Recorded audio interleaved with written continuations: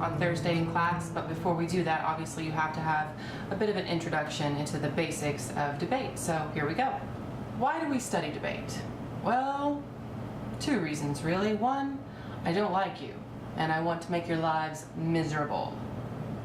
And the less obvious reasons, it helps with skills like critical thinking and listening and just overall effective communication, but those are just bonuses. You're probably most familiar with the political debates that you see on TV. Most recently, actually, there was one that fits what we're doing perfectly. I hope you guys had a chance to check it out, but the debate online about creation versus evolution, that was a perfect example of a formal debate setting. We tend to confuse the difference between group discussion and debate. We throw the word debate around so casually. Everything we see on TV where two people are arguing about a topic is debate to us. But really, group discussion is something that you probably are more familiar with, whether it's political pundits on TV arguing about a particular issue or talk shows with a panel like The View. Dear God, why is that show still on the air? But that's more like group discussion, where you have a hot topic, a current issue, and people are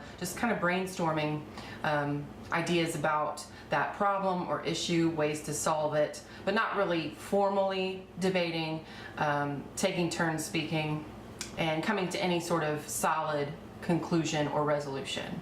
What's at the center of every debate is what's called a proposition, or in other words, a resolution. And there are four different kinds. Some debates revolve around a proposition of fact. This is where the resolution has to be worded to suggest that truth can be established or denied through evidence. We tend to see proposition of fact being hashed out in a courtroom, for example. Another proposition is the proposition of value, and this is where the resolution suggests that one belief or idea is preferable to another. The third type of proposition or resolution is the proposition of problem. This resolution is worded as a question, and it should center on a current problem or issue and be worded with neutrality. We argue propositions of policy. These are resolutions that are usually complex, and they concern current problems facing our country or our world. An example of a proposition of policy is resolved that the federal government should guarantee comprehensive national health insurance to all United States citizens. I should probably update that one. It's current, but it's already been passed, that legislation, so. Moving on. When it comes to proposition of policy, there are four standards for how you word it. It has to address a controversial issue. It has to be worded to take a position on the controversy. What is affirmative and what is negative? The affirmative side argues for the resolution statement, the proposition of policy. The proposition of policy, the resolution statement, is arguing for some type of change in laws, rules, procedures, etc. The affirmative side is the one who agrees with that statement and the one who argues for that change. The negative side is the person who disagrees with that statement.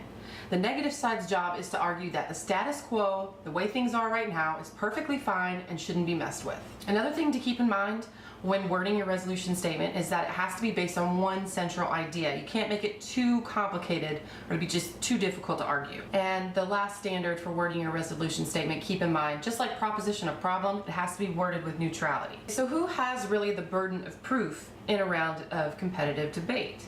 Really, it falls on the affirmative shoulders. Remember, the affirmative is the one who agrees with the resolution statement and is arguing in favor of that change. The negative's job, you have to dispute the affirmative case, and you have to argue that the status quo should remain. The affirmative has the real burden to bear here because they have four stock issues that they have to talk about in their constructive speech. The first of the four stock issues that the affirmative has to prove is harm. This can be physical harm, monetary harm, social harm. You have to prove that because this policy doesn't exist, there is some kind of harm being done. So for example, if we were going to argue that Silver Creek should have an open campus lunch, you would have to prove that there's some sort of harm that exists because we don't have it. What might that be? We can't go off campus for lunch. How is that harming any student? Well, maybe you could say it's a social harm. Maybe you could say that it's infringing upon our rights as adults. A lot of us seniors, you're 18, you're legally an adult. It takes away your basic rights as a human being to come and go as you please. And if you want to eat off campus, why not? Maybe it's a physical harm. Maybe it's a harm to the public health and safety because we're limited to the school lunch. And I think you could argue that's not always the healthiest way to go. So that's an example of how you would prove harm for the affirmative case. I think one of the most difficult of the 4 stock issues is the second one, and that's inherency. Inherency is where you're not only arguing that the status quo creates and perpetuates a harm, but you're also arguing and trying to prove that the status quo is incapable of solving the harm. Maybe you could say that the inherency, what is it about our current system? It's fear. It's fear. Those in power, school administrators, are just terrified that something's going to happen to a student when they're off campus and it's going to be their responsibility, and they're just worried about your safety. That fear keeps them from accepting the possibility of trying something new and letting kids try to eat off campus. The fear is too great, and it's making it impossible for the students' rights to be 100% fulfilled. Probably the most important of the 4 stock issues is the third one, and that is solvency. And all solvency is, it's your plan. This is the affirmative we're talking. The affirmative is proposing this change, this new resolution, this new policy, and you have to outline some kind of plan. I want to argue that students deserve to have open campus lunch at Silver Creek High School. So obviously there has to be a plan in place. How is that even going to happen? Think about how much time we have during the day. Think about how much time we have for lunch right now. We don't have a whole lot of time. So how would you even guarantee that students could go back and forth through town, through lunch hour traffic, and get back in time? And will it lead to excessive tardies? And what about students sneaking out? And which students are allowed to go? Is it just those who can drive, or is it just seniors? Is it juniors and seniors, just upperclassmen? Is it all students? These are things you have to think about.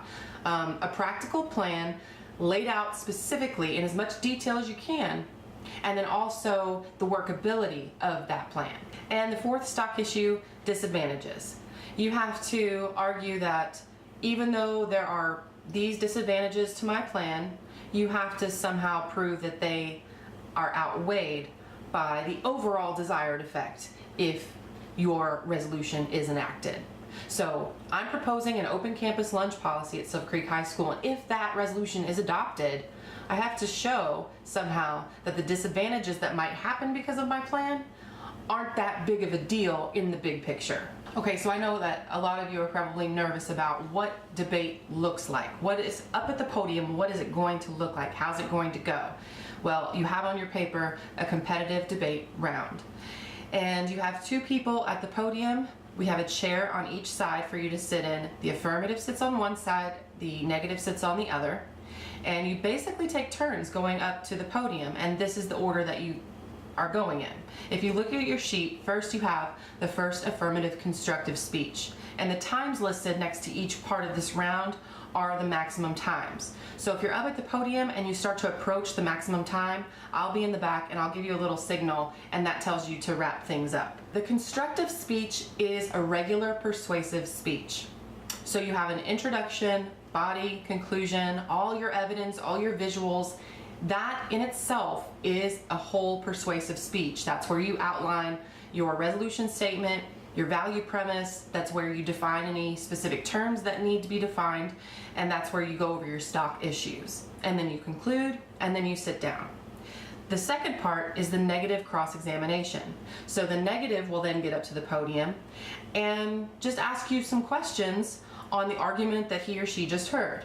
So, you mentioned this statistic. Well, I found something completely contradictory. Where did you get your information?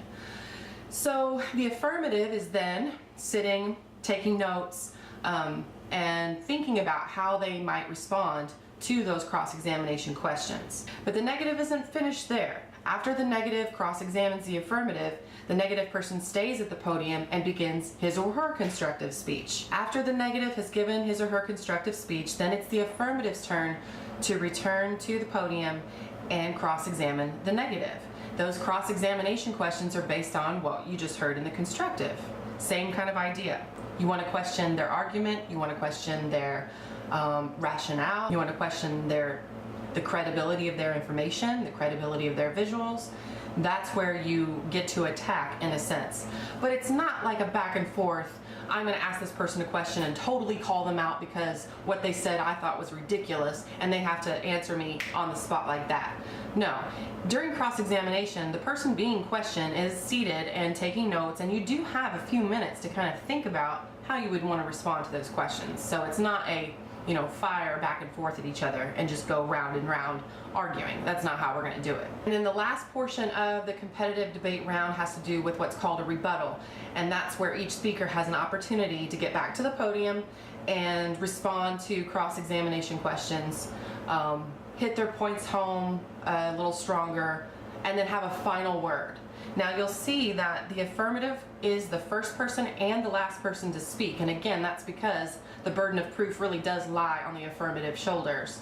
And so since they have more to prove, they have a little bit more of an opportunity to speak. That doesn't necessarily mean that the negative side has it made in all cases. Resolution statements are very difficult and pretty intricate, so don't assume that just because the affirmative has the burden of proof in a debate round that it's going to be the most difficult in all cases. It's not. Okay, now that I've completely confused you, we're going to have the opportunity in class today to divide into two teams. One is going to be the affirmative side and one's going to be the negative side. And you're going to prepare a mock debate that will go over step by step, very informally, no pressure. We'll do that in class on Thursday so that everyone going into the research portion of the debate, of their own debates, can just see how it goes and see what it looks like so that it can kind of calm a lot of fears, because I think debate is a big, scary word for a lot of students. So in the interest of saving time, I'm going to go ahead and give you a resolution statement for your mock debate on Thursday. I'm going to go ahead with the topic of open campus lunch, since I've already given a couple of examples about how to use that into some of these stock issues. And it'll save us some time, make things a little bit easier for us. So your resolution statement for your mock debate is resolved that Silver Creek High School offers open campus lunch to juniors and seniors who have a 3.0 cumulative GPA or higher and who have less than 2 disciplinary offenses approaching their junior year. That is your resolution statement. If you need to stop the video, go back a little bit, write it down. Everybody, both teams, you're all operating from that exact resolution statement.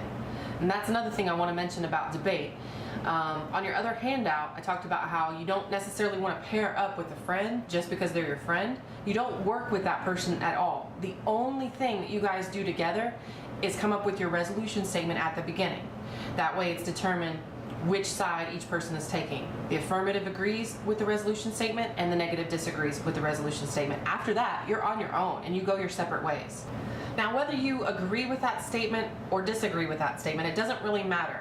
The point here is to just practice and to get to see it all played out. So it doesn't matter if you agree, disagree, you just have to divide into 2 relatively equal sized teams, and one team needs to argue in favor of that resolution and the other team needs to argue that the way things are now is it's just the best way to go. Status quo all the way. That's what the negative's going to do. Now that you have an established resolution statement, it's your job to then decide on a value premise, because the resolution statement ends with based on the value premise of, and then it's some abstract value that you're going to use to crystallize your entire argument throughout the speech. So for example, the affirmative side is arguing for open campus lunch, and maybe it's based on the value premise of equal opportunity, or maybe it's based on the value premise of student rights. Maybe you're arguing for the negative side and you're basing it on the value premise of public health and safety. You think it's too risky to let students rush back and forth during the rush hour, the traffic lunch rush. You think it's too dangerous, you don't want it to happen, so it is a public health and safety issue. So that would be your value premise. So your resolution statement is the same for both the affirmative and the negative until you get to the last part, which is based on the value premise of, and then you fill in the blank. So the first thing the team needs to do is decide, what's our value premise? Why do we agree with this statement, or why are we going to pretend to agree or disagree with this statement for now? Based on what value? That's what you have to decide first. Okay, now the last thing is you're going to choose a spokesperson for Thursday's mock debate. That does not mean that you're going to choose one person to do all the work for your team. No, the team is going to prepare together. It's just that one person from that team is going to go up to the podium and be the guinea pig as we go through a competitive debate round. It's for the benefit of everyone.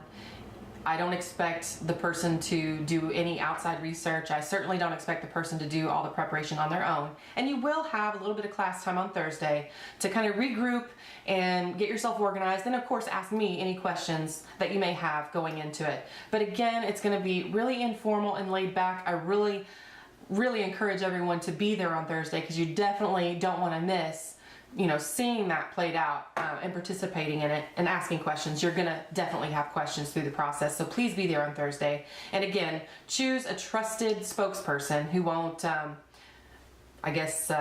leave you hanging on Thursday, not show up. Don't choose someone who's absent all the time and that sort of thing, but a trusted person on each team to just be the spokesperson for the group. And everybody, good luck, have fun today arguing this, and don't let the other team hear your argument or your strategy. That's part of the deal. Keep yourselves separated, and it should be interesting. I can't wait. I'm anxious to hear what you have to say. See you soon.